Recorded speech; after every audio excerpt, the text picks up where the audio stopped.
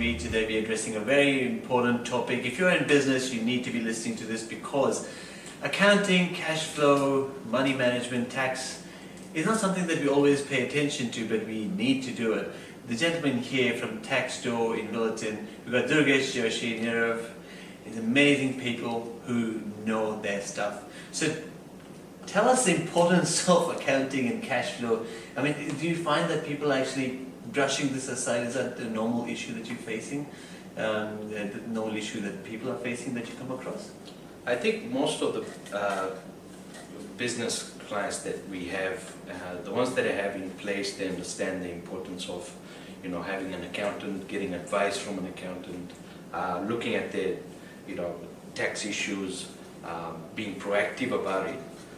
They are in a very, they run their business operations quite smoothly, as opposed to those who really try and stray away from it, try and really let it compile, not being too compliant.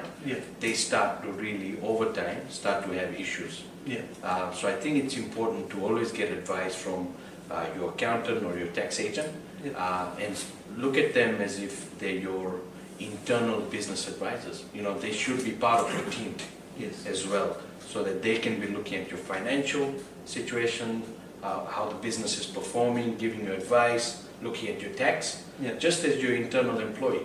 A lot of people have this norm, they look at accountants or tax agents as someone external to the business.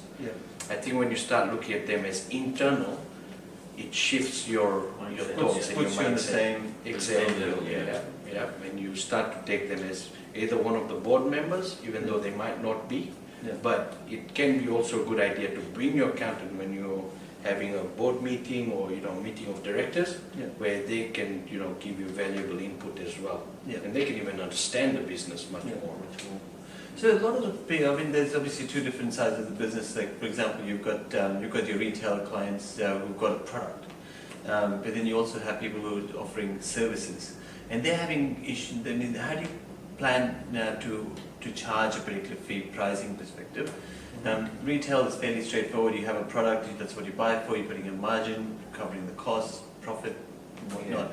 Service perspective, could you maybe expand on how does the pricing actually need to happen? So there's a lot of people who started a business and there's a consulting service. How do you charge for it? So first of all, you need to know your market. So if you're in the service industry, you need to know what other people are charging in your industry or people around you if you have more than one person in that same industry in that area. So first of all, you need to know your market, what people are charging. Second of all, there can be, for example, all your overheads. Someone working from home might be different from someone having an office. It's two different spectrums, because you might not have any costs, outlays, and so you can charge a lower price, but that disrupts the market overall. So I would recommend keep it at market rate and do a good cash flow to analyze your costs, your outlays. And I'm not sure whether you want to add something. No, I think Nirav is spot on in terms of looking at what the market is charging, but also to add to that, seeing what based on your expertise, your experience as well, how much your intrinsic value is, and also balancing with what the market is, your overheads. It should cover your costs, it should be giving you profit margins as well, but you've also got to look at your experience levels as well, so you can price it and have a balanced pricing. Accordingly. But other than the fact that you price yourself on a market value, you need to know what your goal is and you know how much you want to make, and then you can actually work yourself backwards as well. So if you want to earn $1 million or in revenue or in profit, then there's no point in just setting it to market value. Even if you did, you need to know how many clients you got to see and how many sales you need to make as well. So my next question really is, once you charge that figure and the money starts coming in, how do you start working on the allocations of, that this is the amount of money I need to put aside, this is the money I need to keep for my tax, this is my personal expenses. What's a good way of doing it? So I think that starts with having a really rigid and a good cash flow forecasting system for the business. Yeah. So where you're, it could be monthly, it could be, weekly, or could be, quarterly cash flow system. Monthly would be ideal, because, that's where you're able to monitor your cash positions, your cash inflows, your cash outflows. This also includes your GST, your pay-as-you-go, your income tax as well. Now, normally we find that people, when they're doing their cash flow forecasting system, they don't have issues with forecasting their outgoings or the expenses, as you'd say, where you know that how much you're going to be drawing out every year, how much your wages are going to be every month, your rent, some of your fixed outgoings, they're fixed. At least 85% of your business expenses or outgoings on a monthly basis are fixed. Fairly regular. The issue people have is to forecast their revenue. Okay, that's where now it comes down to, okay, what's your pricing looking like? If you're in the service-based industry, how much do you charge per hour? Or you might have different packages you charge for. And you need to work backwards in terms of, okay, you need to link it to your targets as well. What you feel you want to achieve, what is achievable. Of course, you need to follow the SMART goals as well. To be specific, measurable. It needs to be achievable as well and realistic. And then work out how many number of clients you're looking to either take on as a new business or how many new clients you want to be servicing every month, so that accordingly you know how much you're going to, on average, be pricing each of those clients every month. And therefore you're working out what your revenue or your cash inflows are going to be. Right? Now the reason for having a cash flow system is so you can detect any issues coming forward. So you know that in the next 2-3 months, as per your cash flow system, if you had a deficit cash balance in your bank account, you know you're going to run out of cash. Something's not right. Okay. In addition to what he's going to say, that's cash flow is something that he's correct that you plan. But what about the current? Like things are already happening. You're already making the sales. You're already spending money. You've got to have a good system in place. So there are plenty of accounting systems that we can help you with, or we can teach you, or you could also see a bookkeeper for that, like zero mile receipt banks and so on. So having a good accounting system in place, at least you can track where you're going and you can see whether what your cash flows are matching. Sometimes you might have money in the bank and you're spending a lot of money.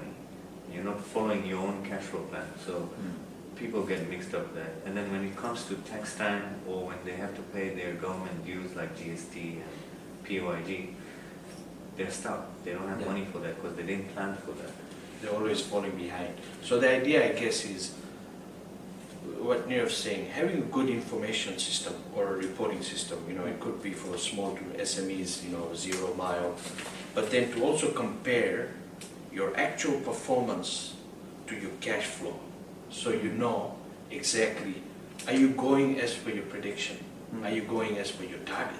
Are you achieving your targets?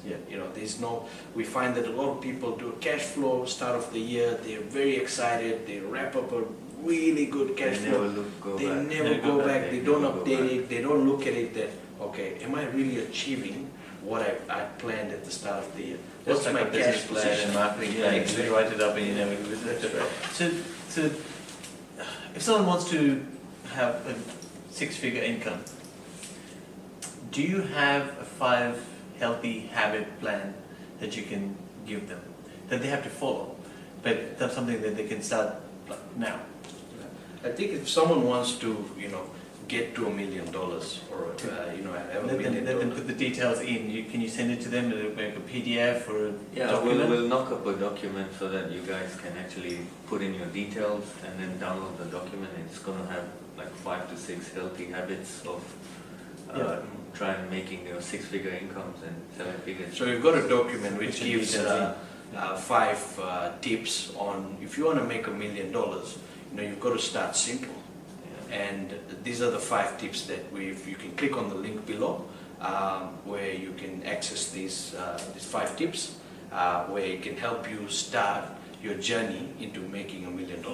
Absolutely. I think healthy habits is a fantastic way of doing it. So you guys are very approachable. I've known you for a few years now. I still remember that phone call 4 years ago, I think, or 5 years ago. Yeah. But you've been in accounting in this industry for a fair few years. Not saying that you're old, but you've definitely been in business for a while. But tell us, so what are the things that you recommend to people like who are already established, they've got a few employees, and are they putting aside the money that for GST and for the tax on a regular basis? Is that what you're facing? Do you think that they're doing that? They're not doing that at the moment? Yeah, sometimes clients come across unforeseen circumstances. So the amount they've actually put it for something else, they have to spend it on other things. So I would recommend have a chat to your accountant on a regular basis, see how you're traveling. Yeah. People don't talk to their advisors enough. That what Durgesh was saying earlier, so yeah. they're seeing an accountant as an external rather than make them internal. Yeah.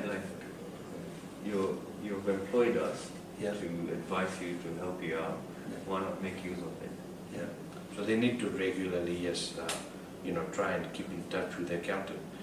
Also, because GST and their, for instance, some of the taxes which include pay-as-you-go withholding tax, if they've got employees and they need to take this tax out, from the employee's salary, Yeah. this ideally should be kept aside. Yeah. Now it could be as simple as opening another bank account. Yeah. It could be a saver account linked to the main operational account. Yeah. And every week or every fortnight, whatever the income's coming, putting a certain percentage out now into the savings account. It could be 10%, it could be 15%, it could be even 20%. Yeah. Some business clients, they want to also start saving for their income tax. Yes. In addition to their GST and pay-as-you-go, so that at the end of the year they've actually covered these taxes. They don't have to actually worry about, because things like GST and pay-as-you-go, you need to pay them and they need to be lodged. In most cases, if the business has a turnover of more than $75,000, they need to register for GST quarterly. That means you need to lodge your business activity statements and pay these taxes every quarter. So you need to have the money to pay these taxes. Otherwise you're just falling behind. Yeah, with you're the falling tax. behind, and it all adds up and it all creeps up, and you never get ahead. Yeah. Then you're just playing catch up. Yes, true. Yeah, with the tax office, and now it starts to affect your business cash flow as well, because it was never planned for, and all of a sudden you've got this huge debt you've got to try and cover, plus you've got to meet your future tax obligations as well. So it can create a lot of issues. So it's as simple as opening a savings account, putting some money every week, can be 10%, 15%, letting it stay there. When you lodge your business activity statement, whatever the debt is, you pay it then.